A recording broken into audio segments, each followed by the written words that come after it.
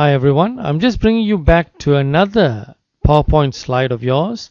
And if you look at this, this is an independent samples t-test. We finished with one, but I just want to show you how you can actually read this particular independent samples t-test. What are we testing here? The hypothesis is there is no difference between overall satisfaction of website, accessibility, and gender. So what are we testing here? We're testing by way of gender, male and female, and whether there's any significant difference between male and female. Now what do we see here? One, we have a look at this. There is a mean of 4.6 for male and 3.3 for female. Again, we look at our Levine's t-test. It's 0.018. So if it's below 0.05, we look to the row below in terms of sig2 tail. And what does it say? It's 0.005. So that being the case, there is a statistically significant difference between male and female in relation to the overall satisfaction of website accessibility. And that's what this particular PowerPoint slide actually shows you. And so this is what I need for you to understand. If you notice, again, if it's below 0.05 in the Levine's t-test, we go to the next row. However, if it's above, then we look at the same row. Okay. Now, just to show you an example of that, we can have a look at the just 1 minute here. I'm just trying to get out of this. Let me see if I can get to another screen. Okay, another screen which I can show you is this here. All right, this is exactly what it was. And if I move it up, the screen that we had earlier in our example was this. Okay, now what I'm going to do is I'm going to take you to the SPSS output file again. All right, let's look at the output file, and this is where we finished with the descriptive statistics. Now I'm going to show you a bit about the actual data file here again. Let's look at the data file. We're still working with this data file called bankloancs.saf. All right. Now the next test that I'm going to show you is something called one-way ANOVA. Now what is one-way ANOVA? I want you to have a look at this now. Look at this. One-way ANOVA is actually one-way analysis of variance. And this is what one-way ANOVA is. Analysis of variance involves investigating the effects of one treatment variable on interval scale dependent. That means what we are saying here is whether there is any significant difference between the means of 3 or more groups, not 2, because if it's 2 groups then we do independent sample t-test, but when there's more than 3 or more then we go into one-way ANOVA. Now if you look at this, just look at the next particular output and let's walk through that. I just want to show you this. Now this is an example of one-way ANOVA. Now how is it done? Let me take you back to SPSS and let's just run a test on how to do this. Okay. Now let's get to SPSS and let me show you how to actually carry out a one-way ANOVA. Now one of the things we must understand for this, what we need is we need to go to Analyze. And here, what are we comparing? Comparing means again. And we go to one-way ANOVA and we click on this. Now, this is where you got to understand when we talk about the dependent list, this is where we are talking about the test variable. I want to see, and again, the only items or the only type of scales that you can include in here is either interval or ratio because they must be continuous data. All right. So I want to look in terms of age again. And I want to see, and again here we need 3 or more groups. Okay, what has got 3 or more groups? Level of education has got 3 or more groups. All right, so I go here, I put it at the factor. This is the groups that I'm looking at. And then if I just go like this and click OK, I'm going to get an output like this. All right, now this output here does not tell us much.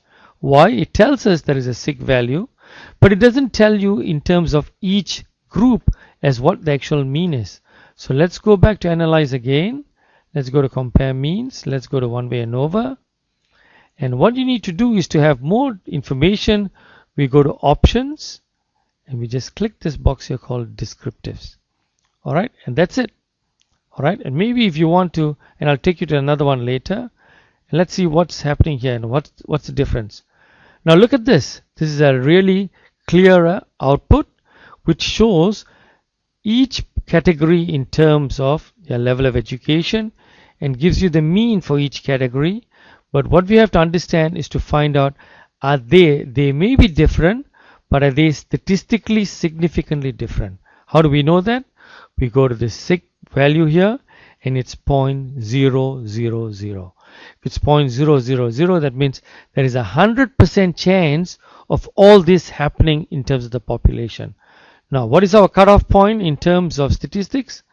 All right, you remember our cutoff point is 0.05. You remember? Here it's 0.000. That means there's a 100% chance of happening. If this that means what we're trying to say here is, if there's a 100% chance, that means when we look at this particular case, I'll put here, to look at the mean age of people across different levels of education, and if you were to extrapolate this to the population, they would be, and if you picked anyone at random, we are bound to find that they would have actually a different mean age in relation to their level of education, all right, in terms of this particular sample. Now I can do the same here for another element. Let's go to this here again. We looked at age, but let's look at something more practical. Let's take age out as the test variable and put it back here, or dependent list, and go to say income. What is the average income? What are we trying to say? We're trying to find out, or the banker here is trying to find out, is there a significant difference in salary across people at different levels of education? One would assume that those who are more educated would have a higher salary. And what does it show here? Yes, there is a significant difference. There is a difference in terms of their means, but are they statistically different? Statistically significantly different? Yes, they are. Why? If you look at those who are postgraduate, 99,000, college, 70,000. So now, as a banker, if you know this information, how is this going to help you? You can actually use this information to determine how you can look at the credibility or credit worthiness of your customers in relation to their level of education. From what you have seen here, if you want to find out customers who are more credible, you would expect them to have a higher level of income, and it shows here clearly. All right. Now, this is a one-way ANOVA, and let me see if I can take you to one of the one-way ANOVAs which is on your PowerPoint slide. Look at this here. Now, this is the independent samples t-test. Let's see if I can take you to the one-way ANOVA. Yep, this is the one I want to show you. Now, let's see how this looks like. Now, look at this here. What have they seen here? They're trying to look at whether there's any significant difference across people's age group in relation to their interactions on the web. All right, and here it shows the age groups. Basically, there is a significant difference, but there's another graph here. How did this come about? Let me show you how to do this. All we need to do is to get this done.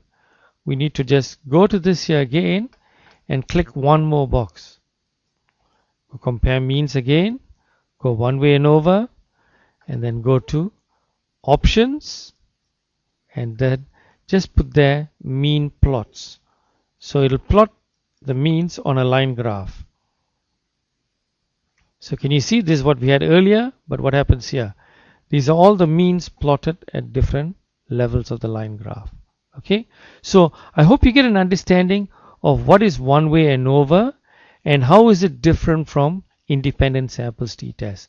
One-way ANOVA is for 3 groups or more, whereas for independent samples t-test we're talking only about 2 groups. Okay, and this is clearly explained in your PowerPoint slide. Now, if I were to just go up to these PowerPoint slides, these are one-way ANOVAs, one-way ANOVAs.